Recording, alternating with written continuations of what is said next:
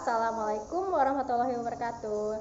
Kembali lagi dalam pelajaran Ibu Guru Eka. Kali ini kita akan membahas tentang sistem pernapasan pada manusia. Jadi bernapas adalah proses untuk menghirup oksigen atau udara bersih dan mengeluarkan karbon dioksida atau biasa disebut dengan CO2.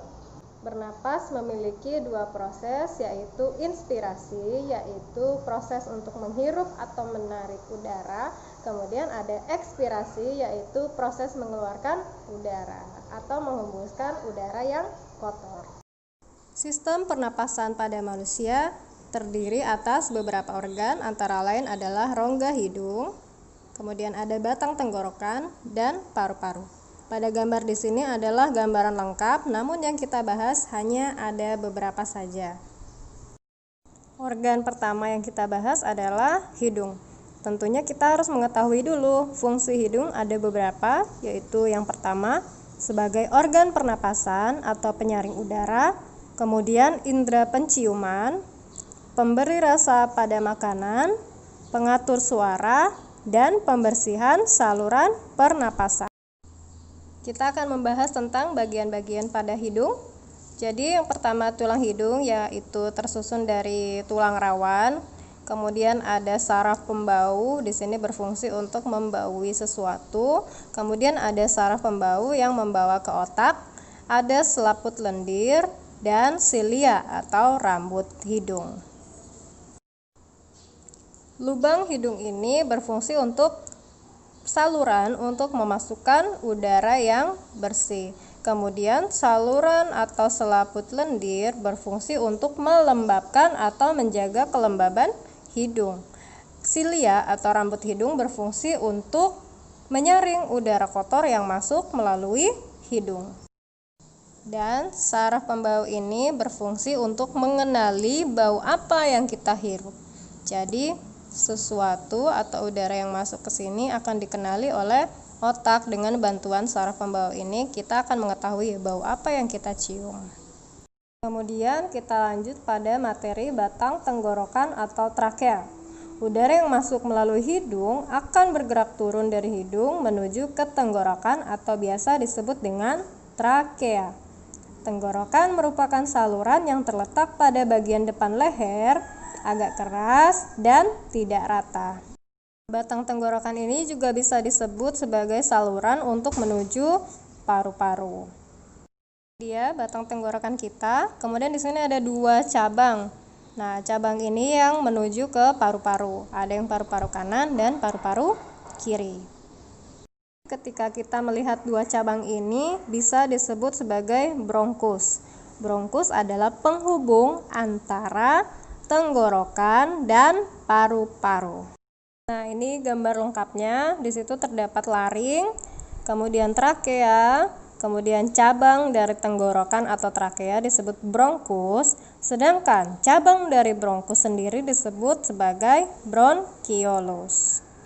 Pada percabangan bronkiolus ternyata di dalamnya terdapat gelembung-gelembung udara, yaitu dalam paru-paru, biasa disebut dengan alveolus.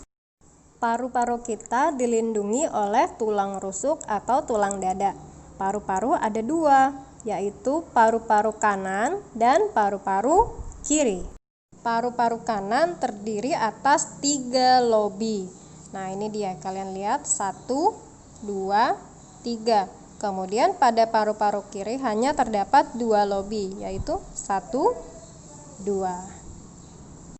Kemudian pembungkus atau bagian luar pada paru-paru ini disebut sebagai pleura. Dalam paru-paru terdapat banyak sekali alveolus. Alveolus ini berfungsi sebagai pertukaran oksigen dan karbon dioksida. Saat udara dihirup di dalam paru-paru akan melewati dinding kapiler darah. Jadi udara yang bersih akan diedarkan ke seluruh tubuh melalui pembuluh darah, sedangkan udara yang kotor akan dikeluarkan lagi melalui hidung atau mulut.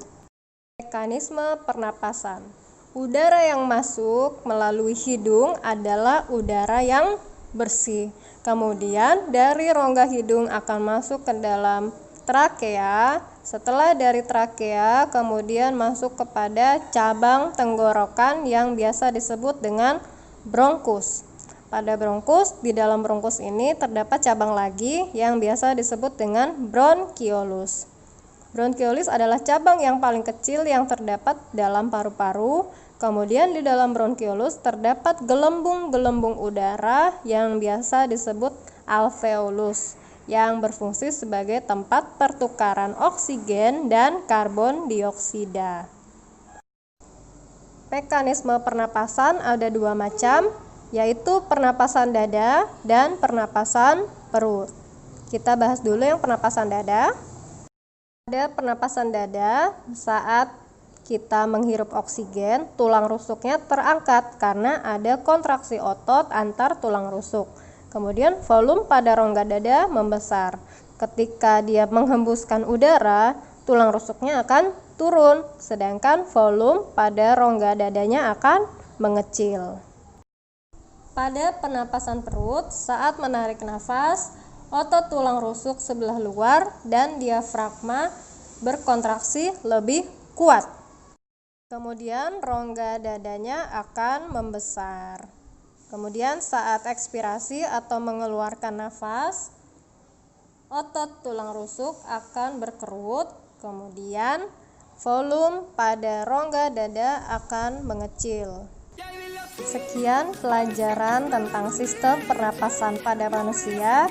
Semoga dapat dipahami dengan mengetahui atau memahami pada gambar dan bagian-bagiannya. Setelah kalian memahami bagian-bagiannya, kalian akan memahami urutan pada mekanisme pernapasan manusia dan fungsi-fungsi pada organ-organ tertentu. Kalian akan mengetahuinya jika kalian membaca dengan baik dan memahami penjelasan dari guru. Sekian pelajaran dari Ibu Guru. Wassalamualaikum warahmatullahi wabarakatuh.